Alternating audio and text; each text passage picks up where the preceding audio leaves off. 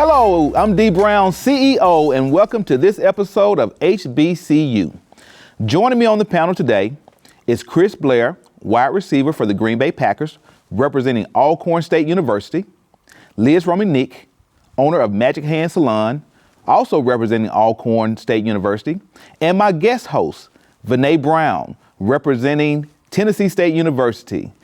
Y'all, thank you for showing up today and welcome to HBCU. Thank you for having us. Hey, so I want to set the stage by really talking about your HBCU experience so our guests can get an understanding of that journey and that experience. So Chris, I'm going to start with you. How did you end up selecting Alcorn State University as your HBCU to attend? Alcorn State was one of my last scholarship offers that I received after doing 2 years of junior college at Hines Community College. And just the family environment that they had there when I took my visit is the reason why I chose Alcorn State. Liz, what about you? How did you land at Alcorn State University? Well, it was a family tradition for me. My grandparents both graduated from Alcorn State, and then my mom and dad attended Alcorn State actually, and they met there. So it was kind of expected of us to attend there. So I guess I could say I had no choice. Okay. So tell me about the first day that you set feet on Alcorn State University campus, the academic resort as it's called. Right. Yes, well, we call it the yard once you get there. But it was quite overwhelming because I had attended so many games, but being there as a student, I didn't know my way around campus like I thought I did. And my mom dropped me off that day, and I was looking around like, oh my gosh, I don't know what to do. I don't know where to go. Yeah. And I don't know how I'm gonna survive. I actually kind of teared up. Yeah. And I went in my room, and one of my high school friends was my roommate. And we also had a third roommate that was very unexpected that we didn't know anything about. So I was not prepared for that. But it was quite an adjustment. It was a lot of new faces, but a great family feel. Wow. Chris, so what was your first day on Alcorn campus like? I actually spent a lot of time in Lanier Hall trying to get my classes and everything set up. So, but other than that, meeting a lot of different teammates, meeting most of my coaches, and getting to meet a lot of new people. That's how I spent my first day at Alcorn. So when you made it to Alcorn, what was the atmosphere like? You left Hines Community College. Were you at the Utica campus? The Reimonenq campus. The Reimonenq campus. So what was it like with just the feel of the campus, the people? What was it like when you first got there?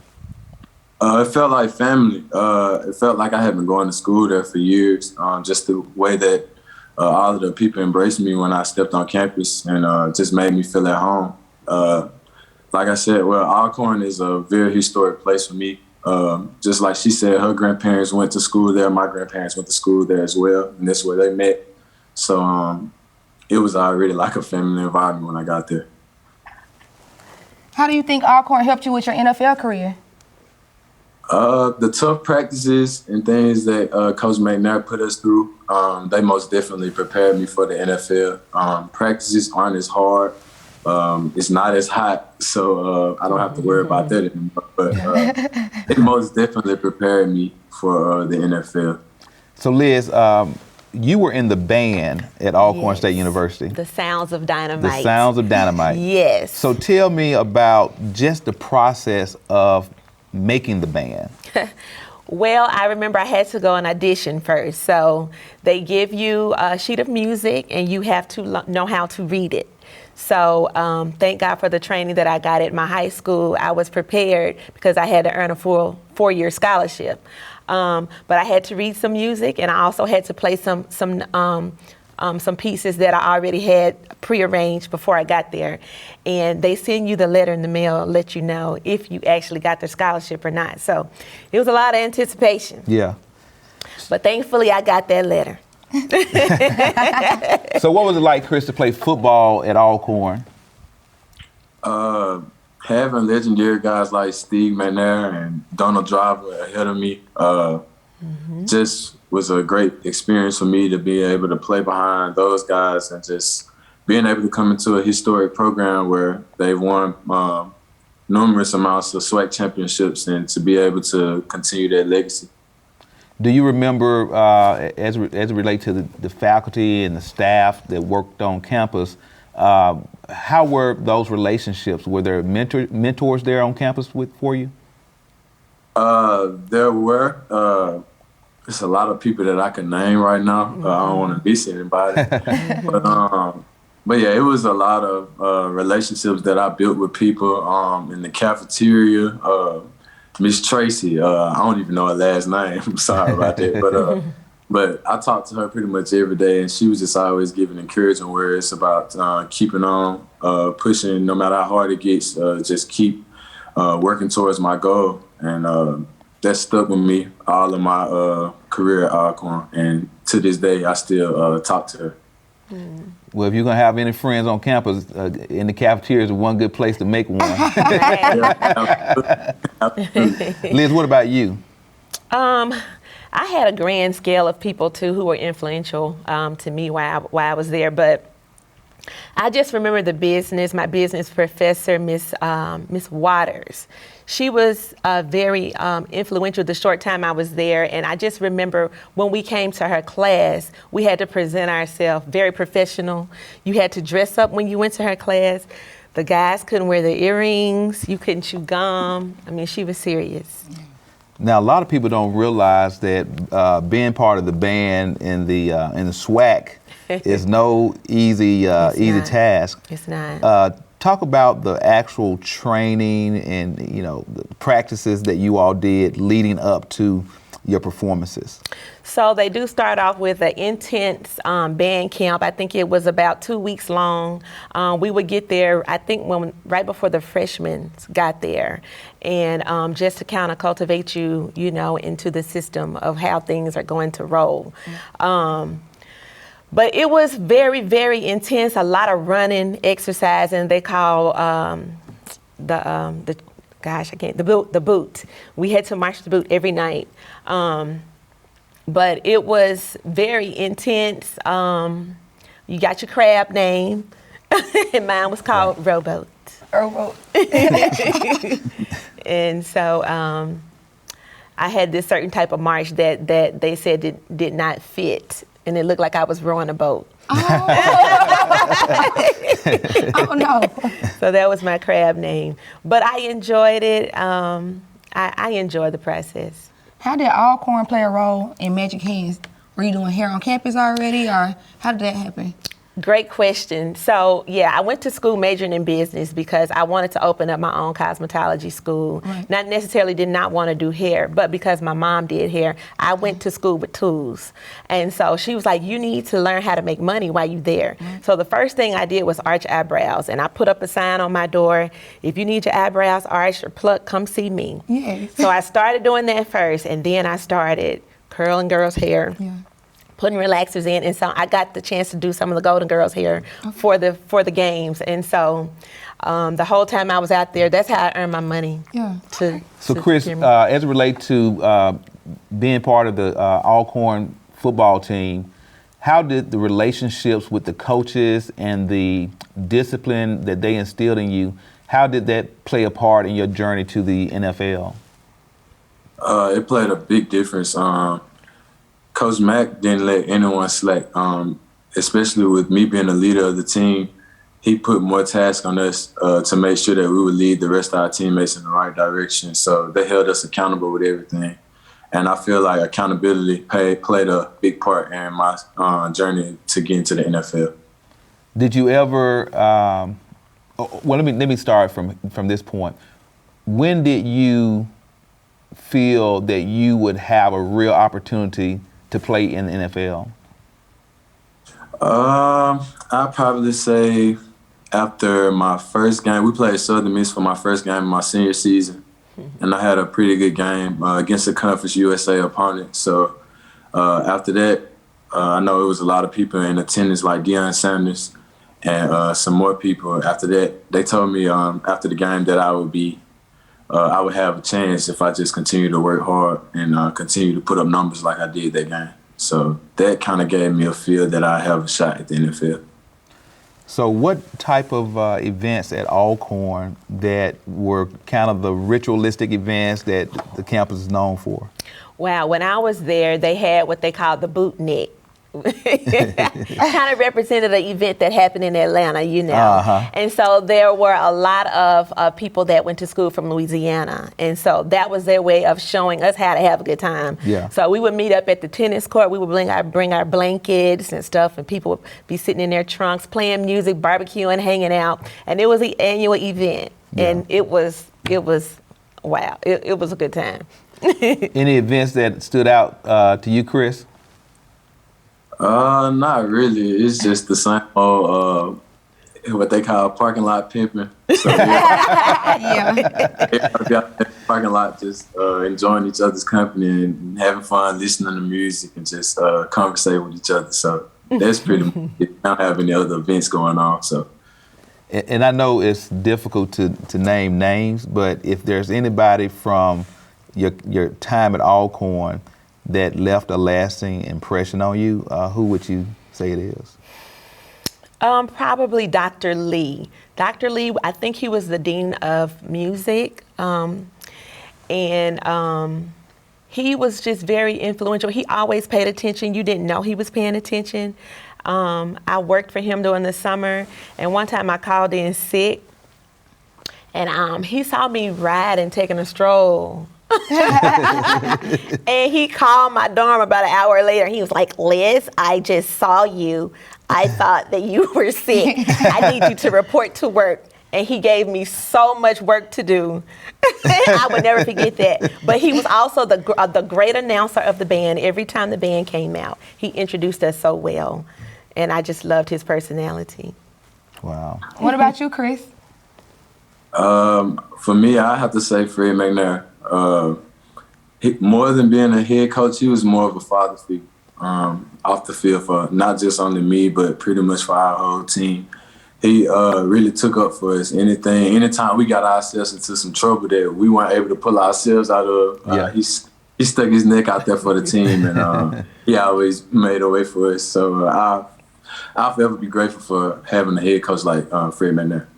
I think I would be remiss if I didn't ask you this particular question. Right now, probably more than ever before, there's a lot of people looking at HBCU football programs, and primarily because of the voice of Deion Sanders that has risen to the top at Jackson State University, which is obviously one of your big rivalries there in Mississippi.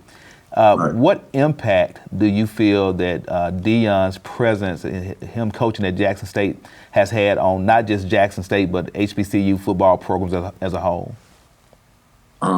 It speaks for itself. He's done a lot for the HBCU world. The Jackson State Pro Day, which was a mixture, combined schools of Alcorn, Jackson State, Mississippi College, Delta State, and some more schools. It was 24 NFL scouts there. And then you look at FAMU, who had 28 NFL scouts. Right. I don't think that many NFL scouts has been to an HBCU program in God knows how long, if ever. But most definitely making an impact on the HBCU world. And I pray that it continues to get better and better each year. Liz, talk about Magic Hands Salons. Tell us about what you do there. Well, I've been a business owner there for 20 years. I'm a licensed master cosmetologist, and it's been my passion to revitalize damaged hair and also boost everyone's self-esteem when they come in the door. What are you doing in the community? Because part of, I think, what we learned, and I don't know, Chris probably doesn't know this, but I know you do, but I attended Alcorn for a year, and I ended up transferring to University of Memphis, which was Memphis State at that time. But one of the things that you pick up at HBCUs, I feel, is that sense of community, right? The sense of camaraderie. I was about to say that. And so it ends up, I think, in a lot of instances, transcending itself into what you do in your community as a professional. So talk to me about what you're doing in the community. Well, I started a nonprofit called Blossom and Butterflies, where I mentor girls ages 10 through 12. That is really like a very special age to me. That's the age when the girls are kind of developing into young women and then trying to figure out who they are. And so I remember being that age and not really knowing how to handle myself and not knowing the right questions to ask. And I feeling like I was too old to do some things and not old enough to do some things. Right. And so those are the girls that I wanted to reach out to and help boost their confidence, their self-esteem. Do you think Alcorn played a part in you coming up with Blossoms? Well, I can't say necessarily that it was Alcorn, but I think just because of the family feel and, like he said, the camaraderie that I felt when I was out there, and from my family attending and seeing them serve and give back while they were there, also put that in me. And so I knew that I wanted to serve some type of way my community, but I wasn't sure how when I was there at Alcorn. But as I have grown and matured, I saw what was needed, and so I wanted to give back that way. Chris, so what is it like to play football for the Green Bay Packers? It's a dream come true. I think growing up, my dream was always to get to the NFL. It didn't matter who I played for. I grew up around a whole bunch of Dallas Cowboy fans and Pittsburgh Steelers fans, but I really didn't care where I went. So when I got the call that Green Bay wanted to sign me, it was just like a dream come true. So it took me I got down there in May, so it took me pretty much to about the end of October to really just realize that I'm in the NFL living out my dream. Yeah. So Chris, what is it like? So you transition from Alcorn, where obviously just playing collegiate football is tough. What's that next level of training and practicing for Green Bay? What is it like? I think the difference between college, playing at Alcorn, and now in the NFL is just more discipline, more technique, having to be fundamentally sound. Now you go from maybe being the best player on your team to now everyone in the locker room was the best player on their college team. So right. Really have to learn from each other and really just taking advice from each other. You're in a locker room now where the youngest person is maybe 20, 21, and you might have guys, and I know in our locker room, you got 39 and 40-year-old guys in the locker room. So just basically transitioning from that college to the NFL pretty much dealt with fundamentals and technique. Yeah. So are there any things that you're passionate about outside of playing football, whether it's within your community or other projects? What other passions do you have? I love music. My family is pretty musically inclined. My uncle's a music producer for Flight Time Productions with Jimmy Jam and Terry Lewis.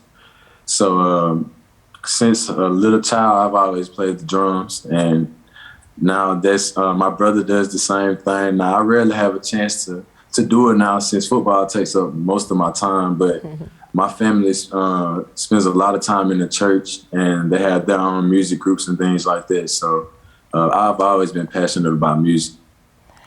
Chris, if you had anything to tell young black boys that want to play football for the NFL, what would you tell them? Like, what would be some advice that you would give them to maybe help them get there? Never give up on your dream. I come from a place where the odds are slight. It's not, especially where I come from, I was the first person since 1972 to make it to the NFL from my hometown.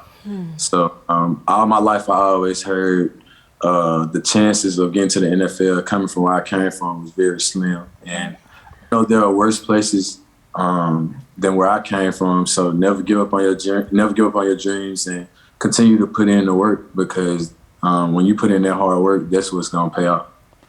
Liz, a similar question for you. If you had to give advice to a young person that's looking to become an entrepreneur and operate their own business, what advice would you give them? At first, I would say probably find a mentor that you could glean from. Don't be afraid to ask the hard questions, sit pride to the side, and be consistent. Good advice. What about Alcorn that would make you tell a young person you should consider going to Alcorn? What would be the selling point? I think because it's a personable school, it's not like you will walk in there and not have the feeling that you will never know anyone. People are going to reach out to you. People are going to make you feel at home, you know, and you're going to have people who are willing to develop relationships with you. Chris, what about you? What would be your key selling points when talking to a young person and trying to encourage them to attend Alcorn State University? Pretty much everything she just said. The family environment. I know for me, it was like my first day. After my first day there, I went to Walmart and just meeting different Alcorn alumni that just made me feel like I was at home. So I feel like that would play a major part in getting other kids there, just telling them about the family and home feel for them. So I feel like that would play a major part. So Liz, is there any event or events that took place while you were at Alcorn that are very memorable, whether humorous or serious or either way? Well, I remember, the event that I can remember is it was a football game. And what was memorable about it for me, I was a flute player, and it was a major game. And somehow our whole section marched the wrong way. And this was during the halftime show. So, you know, we got to review the tape when we got back to the school. You know, we caught it from Griff. That was the band director's name. Right. Oh my gosh, he cussed us out. Yeah, the band directors don't play. Chris, what's your most memorable moment from Alcorn? I'd probably say mine was a football game as well. We played Jackson State in 2018. It was for all of the marbles of winning the SWAC East, and whoever won that game would be able to play in the SWAC championship. So I just remember like how packed Jack Spink Stadium was with all of the Jackson State fans and our fans, and just the feeling that we had after we won that game, being able to go to the SWAC championship for the fifth time straight. So that's my most memorable moments at Alcorn.